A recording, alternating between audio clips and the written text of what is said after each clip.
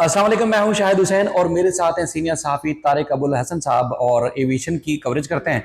पिछले दिनों खबर मंजर आम पर आई कि कराची एयरपोर्ट पर दीगर सूबों से आने वाले जो लोग थे उनको रोका जा रहा था और कईयों से जो है वो हलफनामे भी जमा कराए जा रहे थे। कई लोगों की टिकटें ज़ाया हुई, उनकी जो जाने के वीज़ा प्रोसेस था उसको रोका गया और बहुत बहुत ज़्यादा लोगों को परेशानी का सामना भी रहा। तो इस सारी सूरत हाल पर एयरपोर्ट पे अब क्या स्टेटस है और रोका क्यों जा रहा था एफआईए की जानब से? क्या लोगों को इल्म नहीं था कि वो पंजाब से खैबर पख्तूनख्वा से या बलूचिस्तान से ट्रेवल करके कराची पहुंचे और यहाँ पता चला कि उनको जाने नहीं दिया जा रहा, डिपोर्ट किया गया? क्या मामला था? सारी बात बताइएगा तारिक साहब कि क्या इशू हुआ था अचानक ये? देखें, ये बहुत एक संगीन मामला पाकिस्तान से था कि लोग जो है वो गैर कानूनी तरीके से कोशिश कर रहे थे बाहर जाने की, और वो लाखों रुपए एजेंट्स को देकर बैरून मुल्क जा रहे थे और उसके बाद वो हादसा का शिकार हो रहे थे। खासकर लीबिया से जो लोग लीबिया के रास्ते यूरोप जाने की कोशिश कर रहे थे, कई कश्तियाँ डूबी हैं। इसी तरह तुर्की पहुँच वहाँ से भी जो है वो यूरोप जाने की कोशिश कर रहे थे। तो जब इस सारी सूरत हाल के अंदर बहुत ज़्यादा प्रेशर डेवलप हुआ तो एफआईए ने इसके ऊपर कुछ इक़दाम किए। अच्छा, ये गैर कानूनी तरीके से, मतलब कानूनी पाकिस्तान से तो कानूनी तौर पे जा रहे थे, लेकिन वहाँ से आगे फिर गैर कानूनी तौर पर जो यूरोप और अमेरिका जाने की कोशिश करते थे, उनमें से ज़्यादातर लोगों का ताल्लुक जो है वो पंजाब से था और किसी हद तक जो है केपी के भी से था। तो उसके बाद पंजाब में तो काफ़ी दिनों से ये एक्सरसाइज चल रही है कि जो लोग बैरून मुल्क जा रहे हैं और ख़ासकर नौजवान हैं, तो उनसे कुछ ज़मानतें तलब की जाती हैं, कुछ एफिडेविट वगैरह भी जो उनसे भरवाए जा रहे थे और इस बात की उनसे ज़मानत दी जा रही थी कि वो जिस जगह जा रहे हैं, मतलब अगर वो दुबई जा रहे हैं या दोहा जा रहे हैं या इस्तांबुल जा रहे हैं, तो वो वहाँ से वापस आएंगे, वहाँ से आगे कहीं नहीं जाएंगे। लेकिन अचानक फिर जो है वो हम देखते हैं कि कराची एयरपोर्ट के ऊपर एक कार्रवाई शुरू होती है और बहुत बड़े पैमाने पर कार्रवाई होती है कि जो फर्स्ट टाइम जा रहे हैं बैरून मुल्क और उनके पासपोर्ट सिंध से नहीं बने हुए बल्कि पंजाब से बने हैं या जो है केपीके से बने हैं, उन लोगों को मुकम्मल तौर पर जो है वो रोका जा रहा था। और कोई तकरीबन 3 दिन ये कार्रवाई चली है और बिला मुकाल तकरीबन कोई आप समझ लें कि 1000 के करीब लोग जो हैं वो उनको रोका गया और ये बहुत बड़ी तादाद थी इसके ऊपर कर। और इसके अंदर वो लोग भी, जो वो ख़ानदान भी जो कि बैरून मुल्क खासकर उम्रा करने के लिए जा रहे थे और वो पूरे पूरे ख़ानदान थे, उनको भी रोक लिया गया था। एक आदमी को, अकेले कोई नौजवान जा रहा है तो उसको तो रोकना समझ में आ रहा था, लेकिन पूरे खानदानों को। तो वजह क्या बता रहे थे उनको कि आप जो है वो जहाज में सफर नहीं कर सकते? रोकने की वजह तो उनको, जो एक पैसेंजर था, मुसाफिर था, उसको तो बताया होगा कुछ? वजह बहुत अजीब सी बताई जा रही थी उनको रोकने की। उनसे कहा जा रहा था कि आप जो है वो, अगर आपका पंजाब से पासपोर्ट इशू हुआ है तो आप पंजाब से क्यों नहीं जा रहे, आप कराची से क्यों जा रहे हैं, और इसी बुनियाद के ऊपर जो है वो उनको ऑफलोड किया जा रहा था। अच्छा, इसके अंदर एक और अजीब चीज़ ये थी कि जिन लोगों को रोका जा रहा था उनको एयरलाइन जो बोर्डिंग कार्ड था वो इशू करने के बाद रोक रही थी। तो इसका नुकसान क्या हुआ कि उनका जो है वो टिकट चार्ज हो गया और उनको कहा जा रहा था कि अगर क्या जो है अब आपको ऑफलोड किया जा रहा है क्योंकि एफआईए आपको इजाज़त नहीं दे रही, तो फ्लाइट क्लोज होने से पहले पहले अपना टिकट रिफंड करा लें। और वो सब मुमकिन नहीं था। और मुमकिन नहीं था। लोग जो है वो उन्होंने टिकट पंजाब से ख़रीदे हुए, दीगर जगहों से लिए हुए, और बहुत थोड़ा सा टाइम होता है, उसके अंदर आप इतनी जल्दी से कैसे रिफंड करा लेंगे।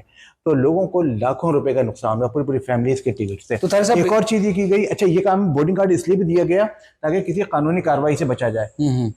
दूसरा, एफआईए ने ये किया कि उनको डिपोर्ट कर रहे थे तो उनके पासपोर्ट पे डिपोर्ट करने की मोहर नहीं लगा रहे थे, ताकि ये लोग जो है वो किसी अदालती कार्रवाई में और कानूनी कार्रवाई में ना जाएं और उनका कोई सबूत ही ना हो। मतलब जिन मुसाफिरों का जो वाकई किसी भी काम की वजह से जा रहे थे, फैमिली के साथ जा रहे थे, उनका लाखों करोड़ों रुपए का नुकसान महज इस वजह से हुआ कि एफआईए को या गवर्नमेंट को ये खदशा था कि ये वहाँ जाके ये लापता हो जाते हैं, मिस हो जाते हैं और अपनी मर्जी से टिकट किसी एक मुल्क का लेते हैं, वीज़ा किसी एक मुल्क का लेते हैं, उसके बाद वहाँ किसी और मुल्क भाग जाते हैं। तो पाकिस्तान की बदनामी हो रही है, उससे बचाने के लिए इकदाम किए जा रहे थे, लेकिन साथ ही साथ पहले से लोगों को आगाही नहीं दी गई। जी, ये किस वजह से परेशानी हुई?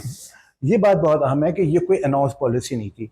एक जो है वो व्हाट्सएप मैसेज तमाम जो फील्ड में एफआईए के अफसरान हैं उनको डिप्टी डायरेक्टर कराची एयरपोर्ट की तरफ से जारी कर दिया गया और उन्होंने वहाँ पे जो है उसके ऊपर अमल दरामद कर दिया। अगर कोई ऐसी पॉलिसी थी उसको अनाउंस होना चाहिए था ताकि लोगों को इतना माली नुकसान नहीं होता और जो जहाँ से था वहीं से जाने की कोशिश करता। तो एक और बात बहुत अहम थी इसके अंदर, जिन लोगों को रोका गया उनमें कई नौजवान ऐसे थे, खासकर सऊदी अरब वगैरह और मिडिल ईस्ट के, जिनके पास एम्प्लॉयमेंट वीजे थे। एम्प्लॉयमेंट वीज़ा होने का मतलब ये है कि उन्होंने तमाम कानूनी कार्रवाई मुकम्मल की थी, उनकी वहाँ पर जो है वो नौकरियाँ कंफर्म थी, जिस मुलाजिमत पे जा रहे थे वहाँ से कंफर्मेशन हो गई थी, दीगर जो कानूनी ज़ाब्ते होते हैं वो पूरे हुए थे, और अब उन्हें जाकर वहाँ पर अपनी मुलाजिमत को ज्वाइन करना था। तो अब ये एक बहुत बड़ा नुकसान हुआ कि टिकट का और दीगर चीज़ों का नुकसान हुआ ही हुआ। इतनी मेहनत के साथ जो उन्होंने बैरून मुल्क मुलाजिमत हासिल की थी, वो भी उनका वो मौका ज़ाया हो गया। जबकि अगर ये लोग जाते बाहर तो एक मुल्क में ज़र मुबादला जो है वो कमा कर भेजते हैं, उससे पाकिस्तान को भी फ़ायदा होता है, और जो लोग गए हैं उनके ख़ानदानों को और ख़ुद उनको माशी तौर पर फ़ायदा होता है। तो ये एक बहुत अजीब गरीब किस्म की पॉलिसी रही। अच्छा, ये एम्प्लॉयमेंट के हवाले से बात करने से पहले लोग जो कराची का एयरपोर्ट है वो इस्तेमाल क्यों करते हैं? मतलब सियालकोट से क्यों नहीं करते, लाहौर से, मुल्तान से, रहीम यार खान या दीगर जो एयरपोर्ट हैं वो भी तो हैं, तो खासतौर पर लोग कराची से क्यों सफ़र करते हैं? ये क्या? अच्छा, इसकी दो वजूहात हैं। एक तो ये कि वाकई वो लोग जो कि बैरून मुल्क जाकर स्लिप होना चाहते हैं या जो है वो यूरोप वगैरह जाना चाहते हैं, वो लोग भी कराची से जाने की कोशिश करते हैं, इसलिए कि पंजाब में सख्ती खासी हो गई है।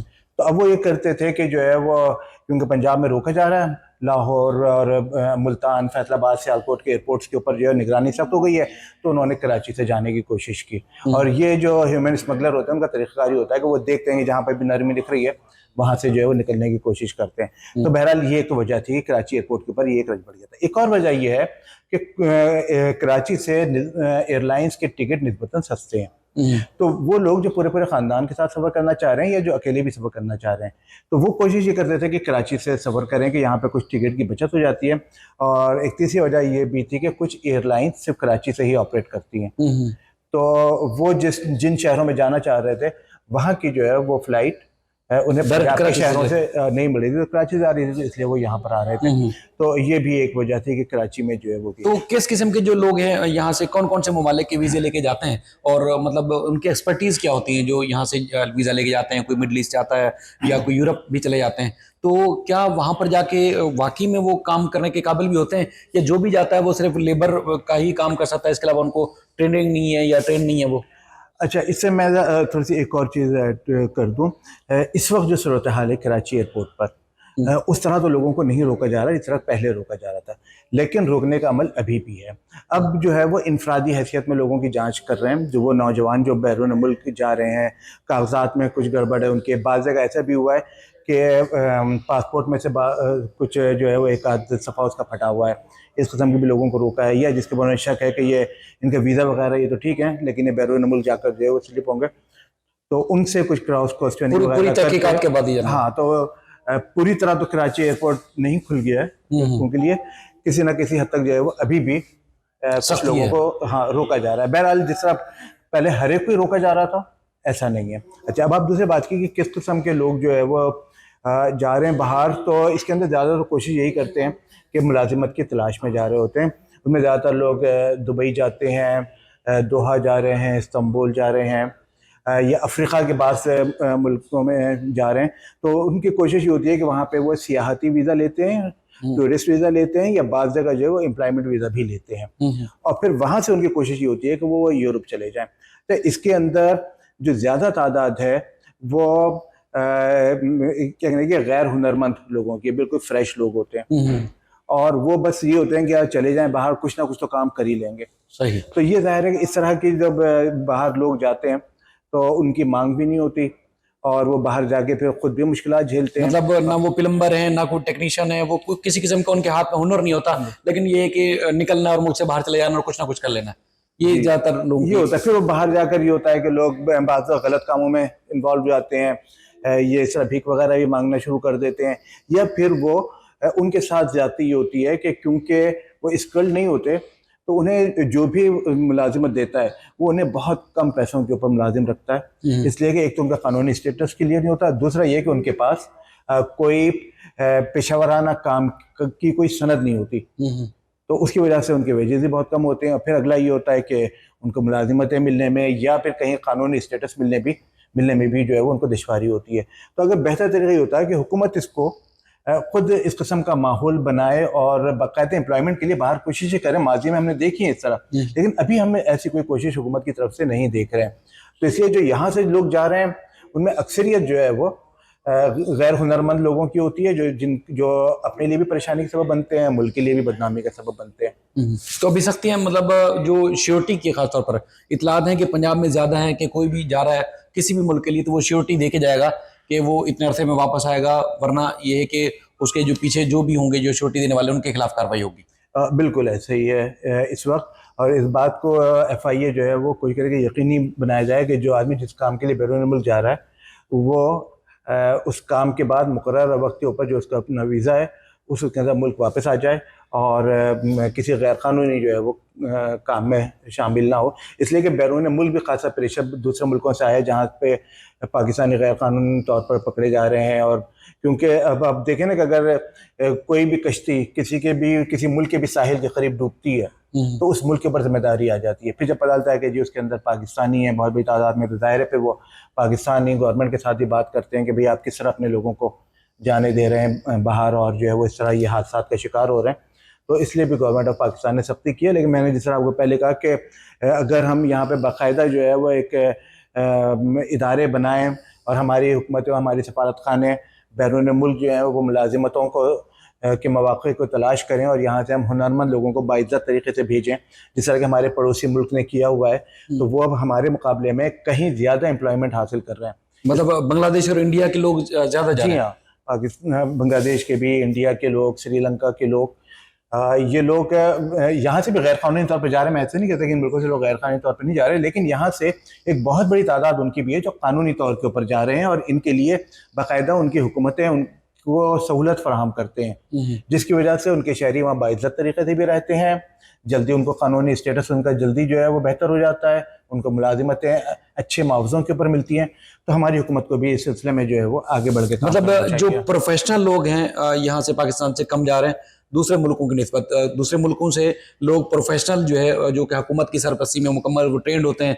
प्लम्बर अगर कोई बनता है, इलेक्ट्रीशियन है, कोई भी काम करता है तो हुकूमत की सरपरस्ती में ट्रेंड होके जाता है और उसको इज्जतदार एक रोजी रोटी वहाँ से मिलती है, उसको जॉब मिलती है। और पाकिस्तानी चूँकि प्रोफेशनल नहीं होते तो इसलिए बदनामी का सबब बनते हैं। जी बिल्कुल। और दूसरी कि जो स्किल्ड लेबर फोर्स जाती है बाहर, खासकर यूरोप और दिगर अमेरिका वगैरह उसके अंदर, तो इनका मुआवजा बहुत ज़्यादा है। जो अच्छे इलेक्ट्रिशियन हैं, प्लम्बर हैं, आपकी जो है वो तामीराती जो इंडस्ट्री है उसमें काम करने वाले लोग हैं, इसके अंदर इनके मुआवजे बहुत हैं। और ये क्योंकि हाथ से मेहनत का काम होता है तो उन ममालिक में इनकी लेबर कम मिलती है, तो इनके लिए मौक़े भी ज़्यादा होते हैं।